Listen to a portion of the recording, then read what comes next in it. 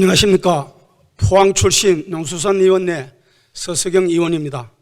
본 의원에게 5분 자유발언 기회를 주신 배한철 의장님을 비롯해 선배 동료 의원님께 깊이 감사를 드립니다. 그리고 포항 경주 태풍 피해 복구를 위해 아낌없는 도움과 지원을 해주신 경북 도민과 전국에서 달려와 주신 자원봉사자 여러분 진심으로 고맙습니다. 추석 명절 기간임에도 수해복구 지원을 위해 불철주야 애써주신 이철우 도지사님, 그리고 임종식 교육관님, 관계공무원 여러분께도 깊이 감사를 드립니다. 지난 9월 6일 초유의 태풍 흰남노가 포항, 경주 등 경북 동해안을 강타해 상상을 초월하는 막대한 피해가 발생했습니다. 한 달이 다 된 지금도 피해 복구는 마무리되지 않아 주민들의 일상생활로 복귀는 멀기만 합니다.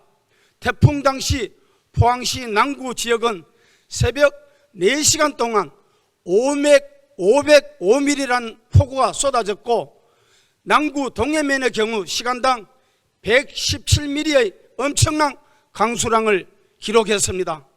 경주와 포항을 흐르는 형산강과 철강공단 지역의 냉천이 범람해 주택, 상가, 포스코와 철강공단 농경지가 침수되고 도로와 다리가 무너지고 교통이 마비되었습니다.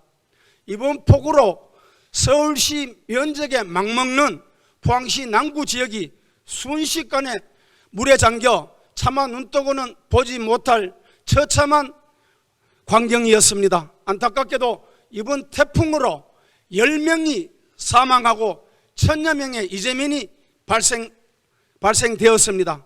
주택은 4,000 가구가 침수되고 상가 9,300곳이 침수되는 등 사유재산 피해만 해도 1조 3천억이 가까워지고, 포스코 등 협력 기업체는 1조 7천억 정도의 피해가 입었습니다. 또한 공공시설도 3천억 규모로 전체 규모는 약 3조 3천억에 달하고 있습니다.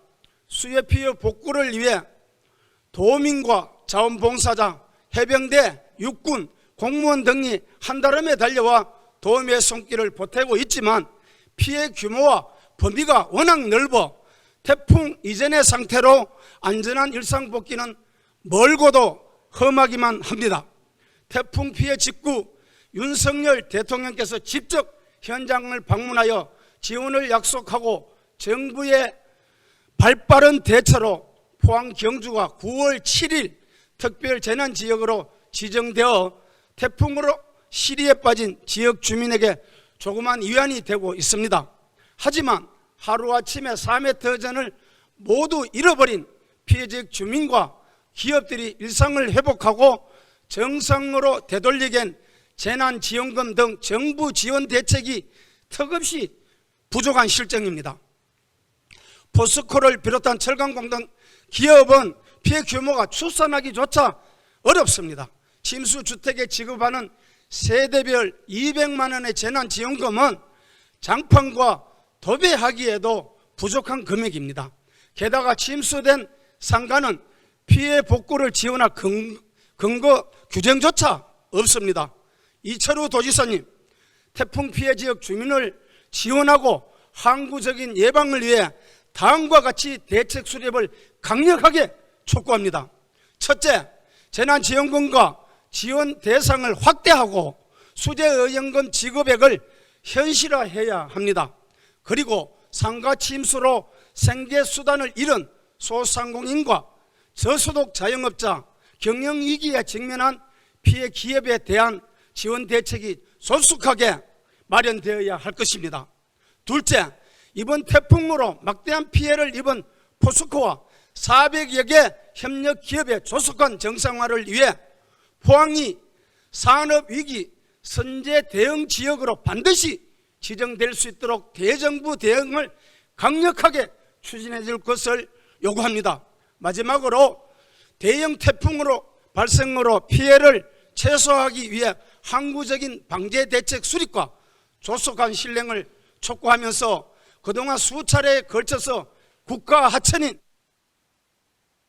강조하고 건의했지만 아직까지 이루어지지 않아 이번 태풍 피해를 키웠는지도 모릅니다. 형산강은 범람 위험이 수위 1m까지 근접해 50만 포항 시민의 생명과 안전을 심각하게 위협했습니다. 기후변화와 영향으로 내년에 또다시 닥칠지도 모를 재난으로부터 주민의 안전과 재산을 지키고 동해와 같은 대규모 피해가 다시는 발생되지 않도록 형산관광 냉청 준설 홍수 방지를 반드시 해주시고 항사댐 건설도 촉구합니다. 냉천 하루에 차수벽 설치는 물론 앞으로 항구적인 방제 대책을 마련해 줄 것을 강력하게 촉구하면서 5분 자유 발언을 마치겠습니다.